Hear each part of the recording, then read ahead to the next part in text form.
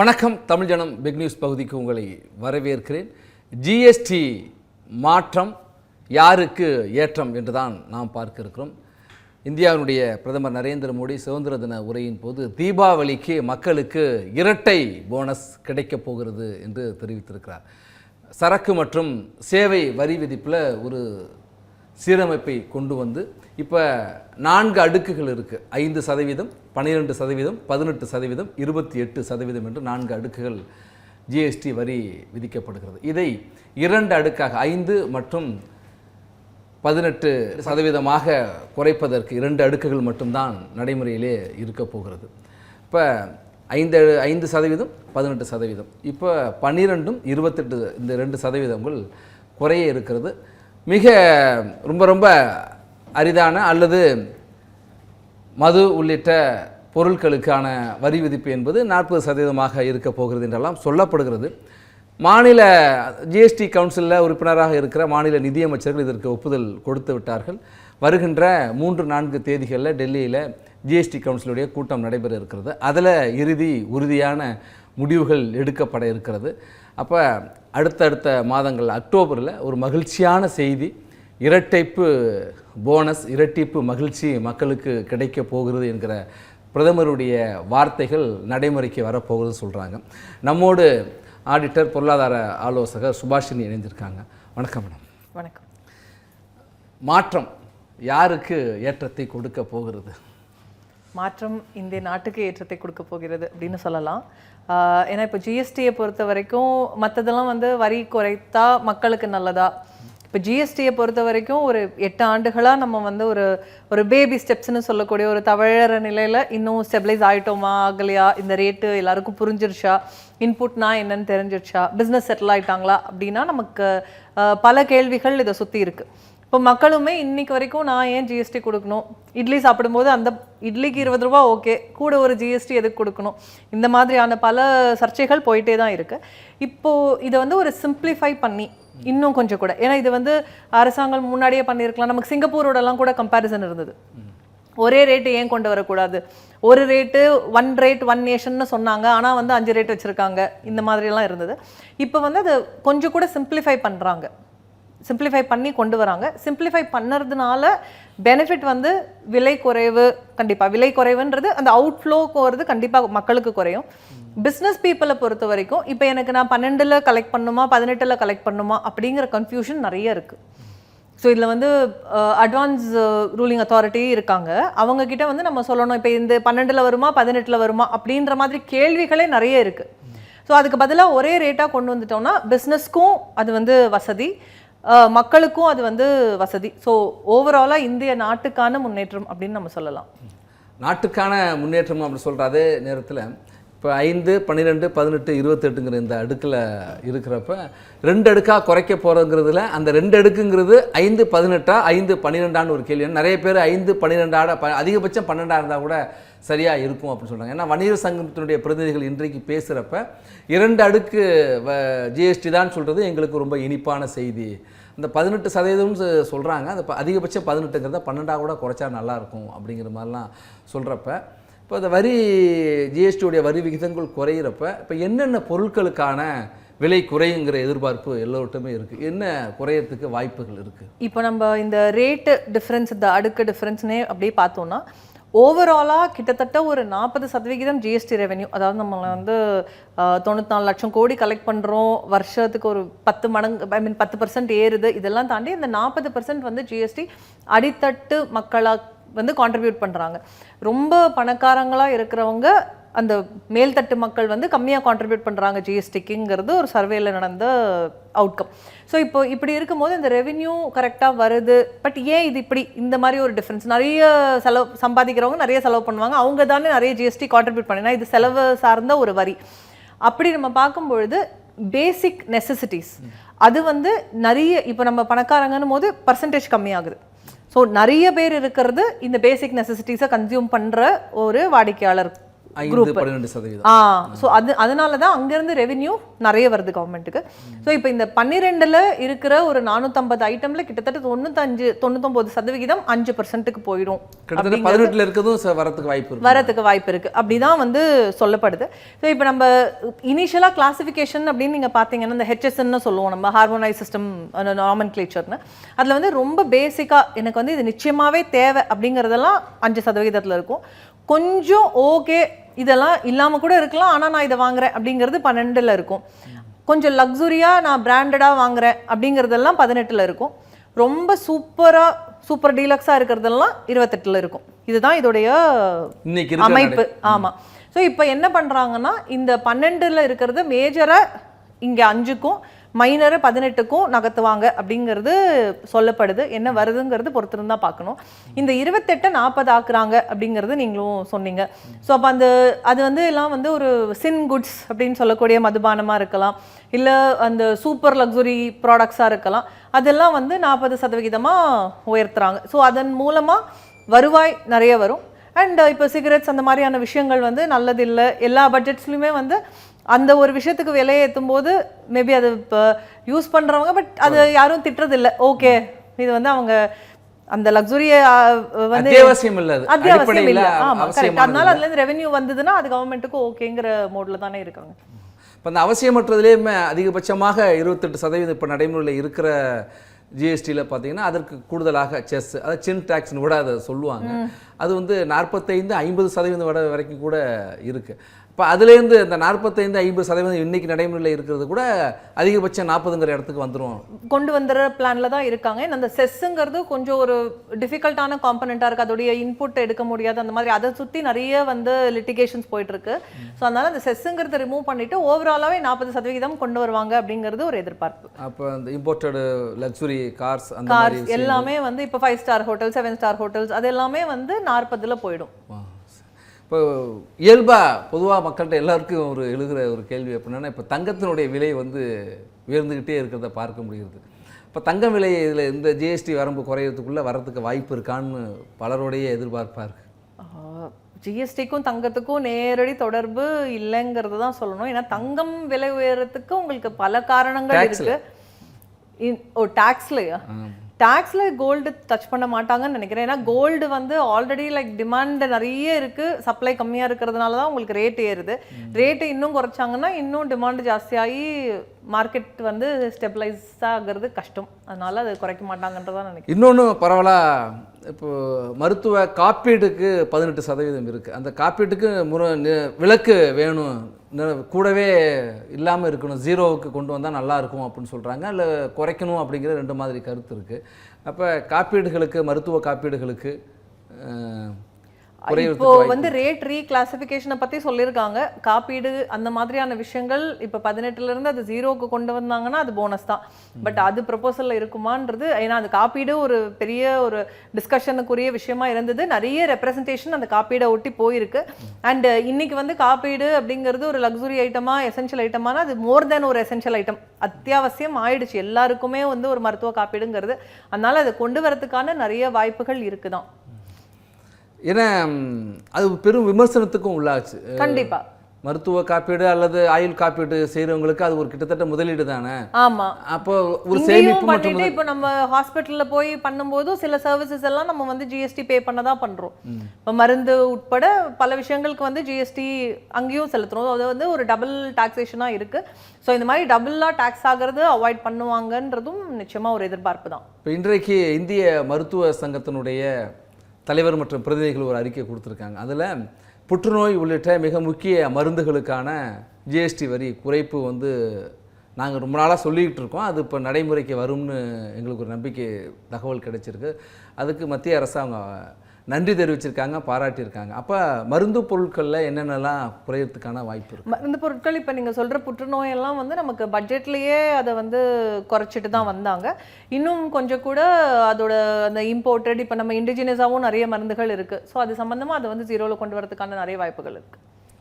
இப்போ 2018 காலகட்டத்தில் நிறைய வெளிநாட்டு முதலீட்டாளர்கள் தங்கள் பங்குகளை மிக வேகமாக விற்றாங்க. அந்த காலகட்டத்தில் 2019 நிறைய வந்து கார்ப்பரேட் டேக்ஸ் வந்து ரொம்ப குறைச்சாங்க. இந்த மாதிரி ஒரு சீர்திருத்தங்கள்லாம் எடுக்கப்பட்டது. அதுக்கு பிறகு பங்கு சந்தையில் ஒரு ஏற்றம் காணப்பட்டது.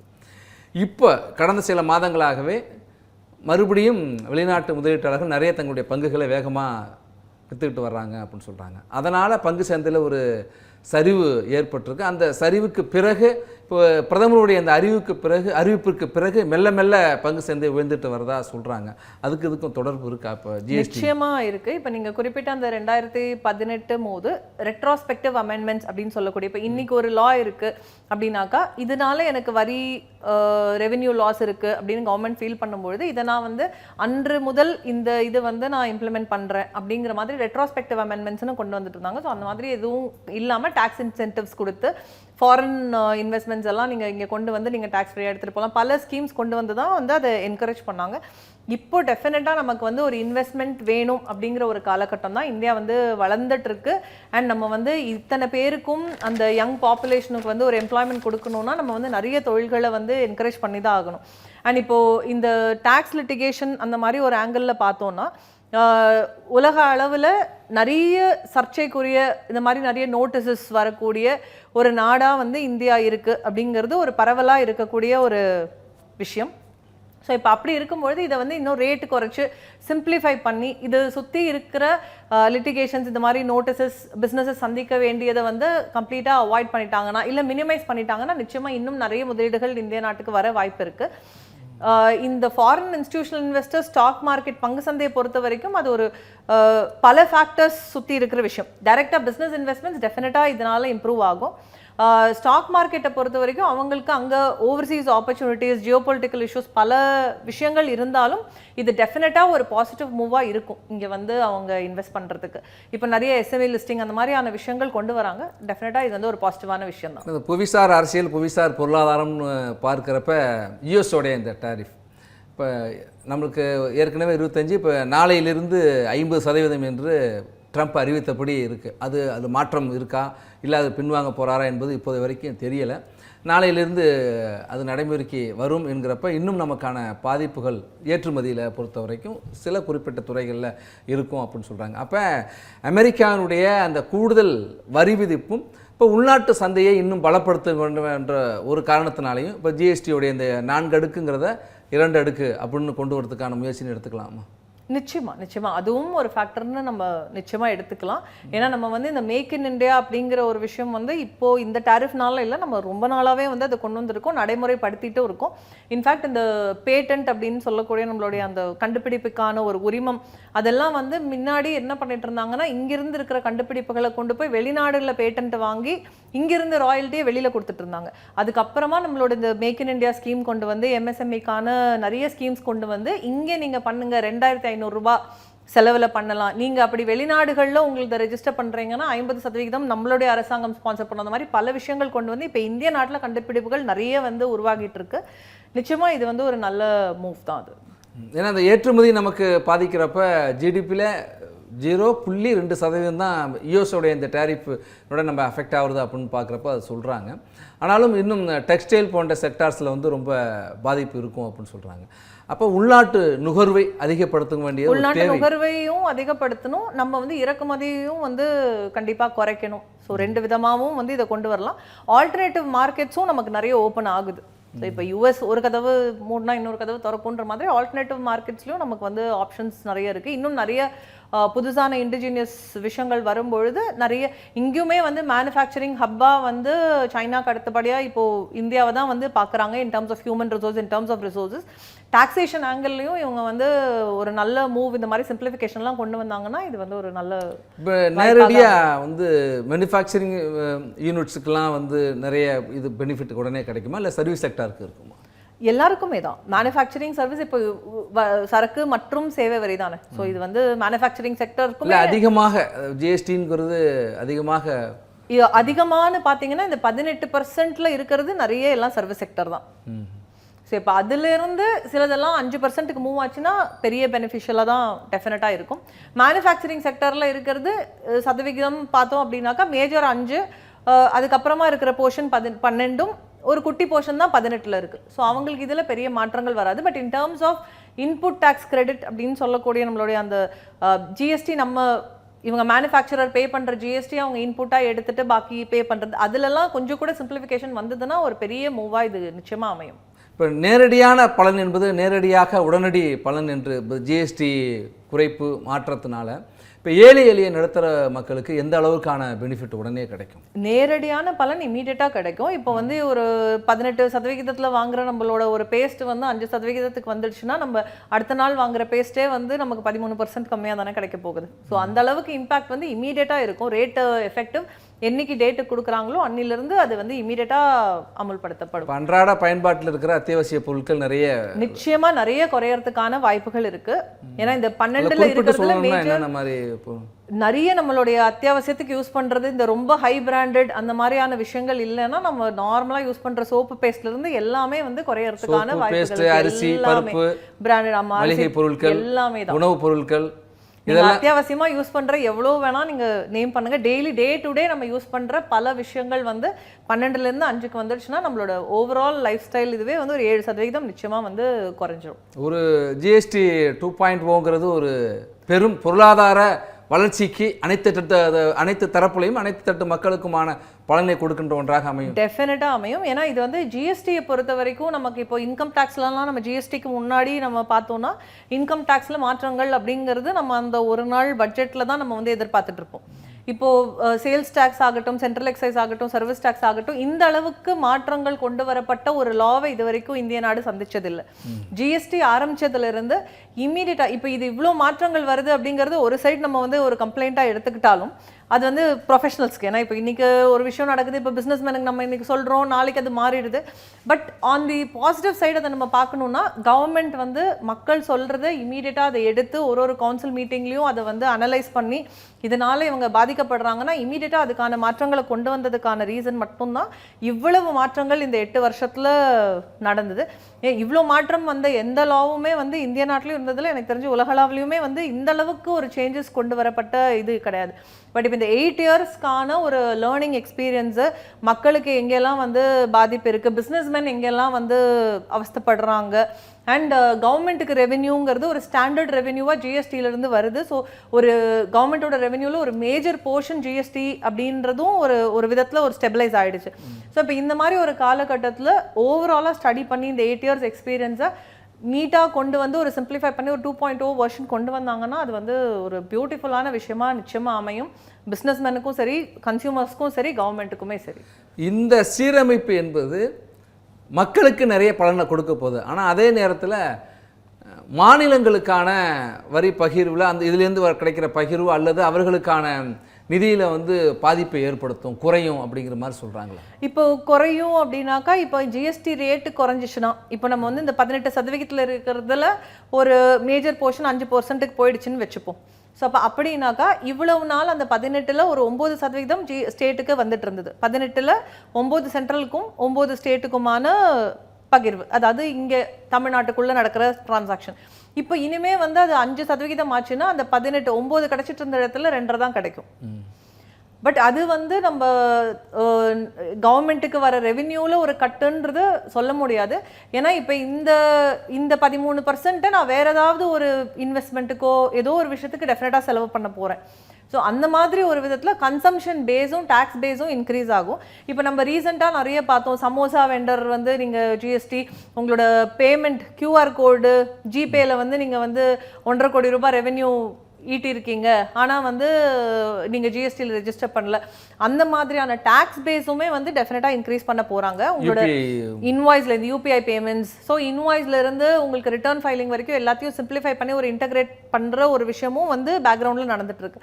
ஸோ அப்படி இருக்கும்பொழுது டேக்ஸ் பேஸும் இன்க்ரீஸ் ஆகி எக்ஸ்பெண்டிச்சரும் இன்க்ரீஸ் ஆகும்பொழுது டைரெக்டாக இப்போ இந்த 9% நமக்கு போச்சே அப்படின்னு நம்ம யோசிக்க வேண்டாம். வேற ஒரு ஃபார்மில் டெஃபினட்டாக அந்த ரெவென்யூ வந்து வந்துடும்.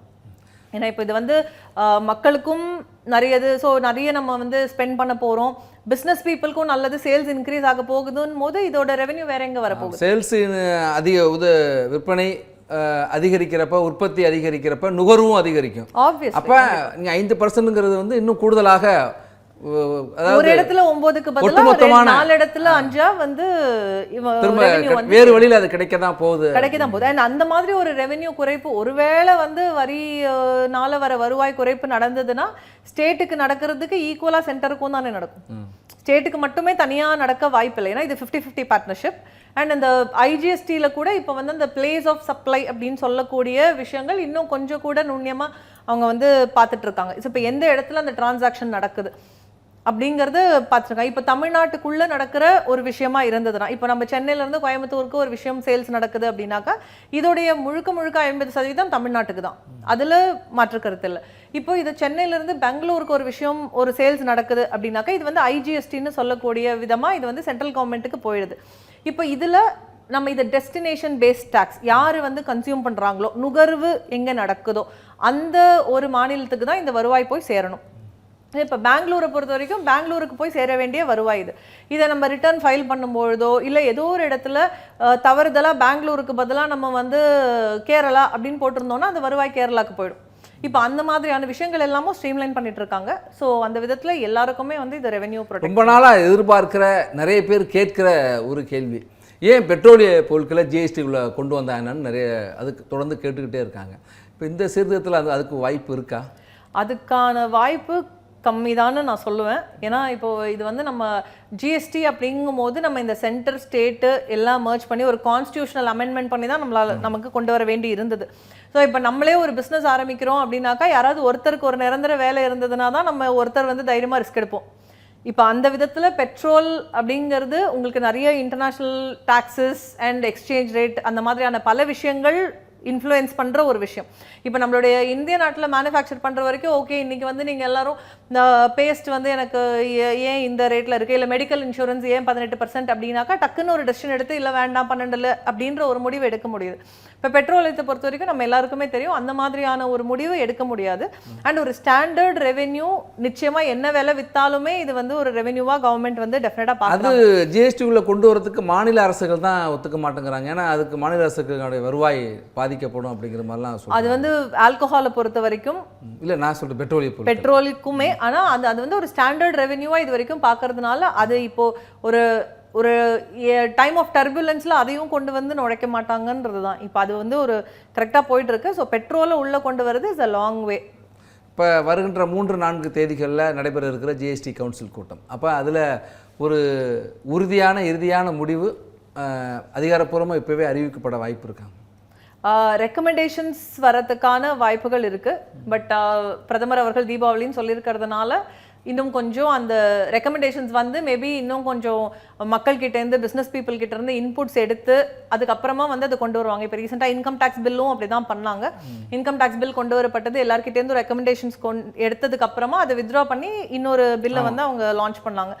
அந்த மாதிரியான இது வந்து ஒரு 8 வருஷத்துக்கு அப்புறமா வர ஒரு பெரிய ரிஃபார்மாக எல்லார இடத்துலேருந்தும் இந்திய நாட்டில் மக்கள் கிட்ட இருந்தும் சரி, பிஸ்னஸ் பீப்புள் கிட்ட இருந்தும் சரி, உலக அளவுலையும் சரி ஒரு பெரிய எதிர்பார்ப்பை வந்து இது ஏற்படுத்தியிருக்கு. ஸோ டெஃபினட்டாக ஒரு தாட்ஃபுல் ப்ராசஸாக ஒரு ரெக்கமெண்டேஷன்ஸ் கொடுத்து இது வந்து ஒர்க்கபிள் மாடலாக எடுத்து அதுக்கப்புறம் ஹோம்ஒர்க் பண்ணி அதை வந்து தீபாவளி ரிலீஸாக கொண்டு வரதுக்கான வாய்ப்பும் இருக்குது. சரி. ஆனால் சில பொருளாதார நிபுணர்கள் என்ன சொல்கிறாங்க அப்படின்னா, இந்த மாதிரி ஒரு ரிஃபார்ம்னு ஒன்று கொண்டு வரணும்னு முடிவு பண்ணிட்டா உடனடியாக செஞ்சிடணும். இப்படி ஒரு காலதாமதம் கொடுக்கறது இந்த டூரேஷனே வந்து ஒரு பொருளாதார தேக்கத்தை ஏற்படுத்த வாய்ப்பு இருக்குது. இப்போ சில பொருட்களை வந்து வாங்காமல் தள்ளி போகிறதுக்கான வாய்ப்பு இருக்குது. உடனே செஞ்சிடணும் அப்படிங்கிறாங்களே. அது இப்போ பட்ஜெட்டை பொறுத்த வரைக்கும் இன்றைக்கி வந்துடுச்சு அப்படின்னாக்கா எந்தெந்த பொருட்கள் விலை குறையும் அந்த பட்ஜெட்டில் அறிவிச்சா சிலதெல்லாம் அன்றைக்கே வந்து இம்ப்ளிமெண்ட் ஆகும். அது வந்து more on a psychological note. இப்போ இது வந்து இந்த டைம் கொடுக்கறது maybe to study to analyse அப்படி கூட நம்ம வந்து இதை பார்க்கலாம்.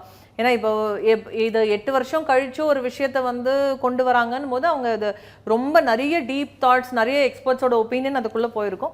அதை டக்குன்னு நேராக கொண்டு வந்து அதை இம்ப்ளிமெண்ட் பண்ணாங்கன்னா திருப்பி இதிலெல்லாம் இது கூட மாற்றிருக்கலாமே அப்படின்னு சொல்கிறதுக்கான எண்ணங்கள் வந்து பல இடத்துலேருந்து அதுக்கான வரதுக்கு வாய்ப்பு இருக்குது. அதுக்கு பதிலாக ஒரு தாட்ஃபுல் ப்ராசஸாக இது ஒரு ப்ராப்பர் ஹோம்ஒர்க் பண்ணி அதை வந்து கொண்டு வரது ஒரு நல்ல விஷயம் தானே. இன்னும் ரொம்ப நாளாக சொல்லிட்டு இருப்பாங்க, பல நாடுகளில் வந்து இந்த ஜிஎஸ்டி இந்த மாதிரி ஒரு 4 அடுக்குகள் இல்லை, இந்தியாவில் மட்டும்தான் 4 அடுக்கு இருக்குது, 2 அடுக்குகள் தான் இருக்குது, அதுபோல் தான் இங்கே கொண்டு வரும்னு சொல்கிறாங்க.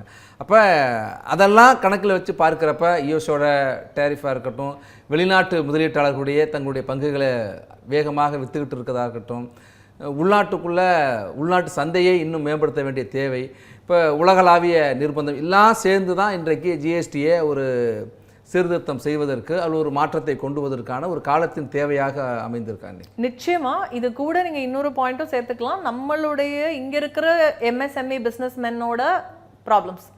ஸோ இப்போ ஜிஎஸ்டியில் இந்த மாதிரி ஒரு கிளாசிஃபிகேஷன், ஃபார் எக்ஸாம்பிள் ஏதாவது ஒரு பொருள் நான் வந்து 12% நினச்சிட்டு 12%லேயே வித்துட்ருக்கேன். நான் 12% கலெக்ட் பண்ணி 12% கட்டவும் கட்டிட்டேன். இப்போ இன்னைக்கு 8 வருஷம் கழிச்சு எனக்கு ஒரு நோட்டீஸ் வருது, இல்லை நீங்கள் 12ல் வாங்கியிருக்க கூடாது, இதை 18ல் கட்டியிருக்கணும். அப்போ என்ன ஆகுது, என்னோட மார்ஜின் சப்போஸ் 2%ன்னு வைங்க, இப்போ நான் 6% கட்டணும்னா நான் எங்கேருந்து போவேன்? இப்போ இந்த மாதிரி ஒரு விஷயங்கள் நான் வந்து இதை எந்த ஏமாற்றணுன்ற எண்ணத்தில் பண்ணலை, எதனால் நான் இதை 12ன்னு நினச்சேன், இதை வந்து நம்ம ஜஸ்டிஃபை பண்ணி சில நேரங்களில் நமக்கு ஃபேவரபுளாக வருது, சில நேரம் அதர்வைஸ் வருது. ஸோ அந்த மாதிரியான தேக்கங்கள் நிறைய இருக்குது. இப்போ இந்த மாதிரி ஒரு ஆர்டர் வந்துச்சுன்னா நம்ம நெக்ஸ்ட் லெவல் அப்பீல்னு போவோம். அப்பீலை தாண்டி ஒரு ட்ரைபுனல்னு ஒரு விஷயம் இருக்குது. அந்த ட்ரைபுனல் இன்னும் ஃபார்ம் ஆகலை ஜிஎஸ்டியில். ஸோ இப்போ 8 வருஷத்து கேஸ் அங்கே வந்து ஒரு தேக்கமாக இருக்குது. அது கண்டிப்பாக நம்மளுக்கு ஹேண்டில் பண்ணுறதுன்றது எந்த கவர்மெண்ட்டுமே கஷ்டம் தான். இப்போ இந்த மாதிரி ஒரு 2.0 ஒரு வெர்ஷனை ஹோலிஸ்டிக்காக கொண்டு வந்தாங்கன்னா அது ஒரு பெரிய ரிலீஃபாக அமையும். அவங்க கவர்மெண்ட்டுக்கும் சரி நமக்கும் சரி. இப்போ இது வரைக்கும் இருந்த பேக்லாக் கொண்டு வந்தபோது நீங்களும் புதுசு நானும் புதுசு. ஸோ நம்ம ஓரளவுக்கு இன்றைக்கி வந்து செட்டில் ஆகிட்டோம். ஸோ இப்போ எங்கெல்லாம் ப்ராப்ளம் வருதோ அந்த ரூட் காஸ்ட்லேயே நம்ம வந்து கிளியர் பண்ணிட்டோம்னா நம்ம வந்து இனிமேல் பாசிட்டிவாக அதை எடுத்துகிட்டு போகலாம் அப்படிங்கிறது ஒரு மேஜர் ரிஃபார்மாக இருக்கலாம். நிறைவாக நுகர்வோர் மக்களுக்கு ஒரு பெரும் சந்தேகம் இருக்குது. இப்போ இந்த டேக்ஸ் 2 ஸ்லாப்பாக குறைச்சிட்டாங்க அப்படின்னாலும் கூட ஒரு பொருள் விலை ஏறிடுச்சுன்னா ஏறினபடியாக தான் இருக்கும், இறங்குறதுங்கிறது ரொம்ப சாதாரணமாக நடக்கிறது இல்லை. அப்போ 28% இருக்கிறத பெரும்பான்மையாக 18% கொண்டு வந்தாங்க. 18% இருக்கிறத பெரும்பான்மையாக 5% கொண்டு வர்றாங்க அப்படிங்கிற சூழல் வர்றப்ப நிறுவனங்கள் இல்லை விற்பனையாளர்கள் கடைக்காரங்க அந்த விலையை குறைச்சி விற்பாங்களா? அப்போ அதை எப்படி கண்காணிக்கிறது? அதில் ஒரு சந்தேகமும், ஒரு விலை குறைய சந்தோஷம், ஆனால் அதை நடைமுறைக்கு கடையில் உள்ள வருமா அப்படிங்கிறது நிறைவான நியாயமான டவுட் தான் இது. இன்ஃபேக்ட் லைக் நமக்கு இந்த சர்வீஸ் டேக்ஸ்லேருந்து ஜிஎஸ்டி வரும்பொழுதே கொண்டு வரப்பட்டது. ஏன்னா இப்போது ஒரு பூஸ்டே ஆர் ஏதாவது ஒரு பொருள் நம்ம எடுத்துக்கிட்டோன்னா அதில் சர்வீஸ் டேக்ஸும் இருக்கும். இப்போ நமக்கு வந்து தோனியோ அந்த மாதிரி ஒரு செலிபிரிட்டி வந்து அட்வர்டைஸ்மெண்ட் கொடுப்பாங்க, அதுக்கானது சர்வீஸ் டேக்ஸாக கட்டுவோம். இந்த பூஸ்டோட ஆக்சுவல் மேனுஃபேக்சரிங் எல்லாம் வந்து சேல்ஸ் டேக்ஸில் அமையும். பட் இந்த சர்வீஸ் டேக்ஸும் சேல்ஸ் டேக்ஸும் இன்புட் கிடையாது. ஸோ அந்த சர்வீஸ் டேக்ஸ் நமக்கு வந்து காஸ்ட்டாக அமையும். இந்த மாதிரியான விஷயங்கள் எல்லாம் போய் ஜிஎஸ்டின்னு வரும்பொழுது அதையும் இன்புட் எடுக்கும்போது கண்டிப்பாக உங்களுக்கு விலை குறையும் அப்படின்ற ஒரு எதிர்பார்ப்பு இருந்தது. பட் ஆன் கிரவுண்ட் விலை குறையலை. பட் இந்த விஷயத்தை பொறுத்த வரைக்கும் ஜிஎஸ்டி இப்போ இம்ப்ளிமெண்ட் பண்ணி இந்த 2.0 வெர்ஷனில் உங்களுக்கு வந்து ரேட் கட் நடந்ததுன்னா அதோடைய இம்பேக்ட் இமீடியட்டாக இருக்கும். ஏன்னா உங்களுக்கு வந்து இந்த seamless flow of input tax கிரெடிட்ன்றது கொண்டு வரப்பட்டது. அண்ட் இப்போ வந்து அது ஆல்மோஸ்ட் எல்லாமே ஒரு 80% நம்ம வந்து அச்சீவ் பண்ணிட்டோம் அப்படின்னே நம்ம சொல்லலாம். ஸோ அப்படி இருக்கும்போது நம்மளுடைய விலை அப்படிங்கிறது ஒரு தனி லைன் ஐட்டமாகவும் இந்த டேக்ஸுங்கிறது தனியாகவும் வரதுனால இதோடைய விலை குறைப்பு ஆர் இதோடைய இம்பேக்ட் வந்து இமீடியட்டாக டெஃபினட்டாக தெரியும். ஏன்னா பில்லில் வந்து தனித்தனியாக இருக்கும், ஆனால் மொத்தமாக விலையை சொல்கிறப்ப இதை சேர்த்து தான் சொல்லுவாங்க கடைகளில் விற்பனை. நம்ம இப்போ ரெஸ்டாரண்ட்ஸ்ல எல்லாம் போனோம்னா நமக்கு வந்து ஒரு 200 ரூபா பன்னீர் அப்படிங்கிறாங்க, அதுல அவங்க பிரிச்சு போட்டுருவாங்க. அந்த 200 ரூபாயிலிருந்து இவங்க விற்பனையாளர்கள் குறைக்கணும், அவர்கள் அது எந்த அளவுக்கு ஆன்டி ப்ராஃபிட்டரிங்னு ஒரு விஷயம் அப்பவே கொண்டு வந்தாங்க 2017லயே. இந்த மாதிரி உங்களுக்கு இந்த டாக்ஸ்னால வர பெனிஃபிட் உங்களோட மார்ஜின் நீங்க அதனால இன்க்ரீஸ் ஆச்சுன்னா நாங்கள் இதை வந்து நீங்கள் டெஃபினட்டாக அதை வந்து கடைசி நுகர்வோருக்கு நீங்கள் இதை பாஸ் ஆன் பண்ணணுங்கிறது. ஸோ அது சம்மந்தமாக நமக்கு சில நிறைய விஷயங்களும் கேள்விப்பட்டோம். பெரிய பெரிய கம்பெனிஸ்லாம் வந்து அதை கொண்டு வந்தாங்க. இனிமேல் அதை இன்னுமே கொஞ்சம் கூட சீரியஸாக பண்ணுவாங்க. ஏன்னா நார்மல் மானிட்டரிங் ப்ராசஸ் அப்படிங்கிறது வந்து எல்லாமே ஆட்டோமேட்டிக் ஆகிடுச்சு. இப்போ நோட்டீஸஸ் வரது கூட எல்லாமே ஆர்டிஃபிஷியல் இன்டெலிஜென்ஸ் மூலமாக இந்த கேப் இருக்குது, இந்த ட்ரெண்ட் இருக்குது, போன மாதம் நீங்கள் சேல்ஸ் பண்ணீங்க, இந்த மாதம் சேல்ஸ் இல்லை, அந்த மாதிரியான விஷயங்கள் நிறைய வர ஆரம்பிச்சிருச்சு. ஸோ கவர்மெண்ட் வந்து டெஃபினட்டாக இதில் கான்சென்ட்ரேட் பண்ணி, ஏன்னா இவங்க இதை இவ்வளோ தூரம் ஸ்டடி பண்ணி கொண்டு வரது அது இந்த கடைநிலை மக்களுக்கு போய் அதை சேரணும் அப்படிங்கிறது தான் மெயின் அப்ஜெக்டிவ். ஏன்னா அது நடந்தால் மட்டும்தான், மக்கள் கையில் பணப்புழக்கம் நடந்தால் மட்டும்தான் நம்மளுடைய எக்கானமி பொருளாதாரம் அப்படிங்கிறது வளர்றதுக்கான வாய்ப்பு இருக்குது. ஸோ அதனால டெஃபினட்டாக கவர்மெண்ட் அரசுடைய அந்த நோக்கம் முழுமையாக நிறைவேறணும், மக்களுக்கு முழு பலனும் கிடைக்கணும்னா நிறுவனங்களும் அதுக்கு முழுமையான ஒத்துழைப்பு கொடுப்பாங்க, இல்லைன்னா கொடுக்க வைப்பாங்க, டெஃபினட்டாக கொண்டு வந்துருவாங்க. நன்றி மேடம், நேரம் ஒதுக்கி இந்த நேரில் கலந்து கொண்டு உங்களுடைய கருத்துக்களை பகிர்ந்து கொண்டமைக்கு. மீண்டும் மற்றொரு சிறப்பு விருந்தினரோடு சார்.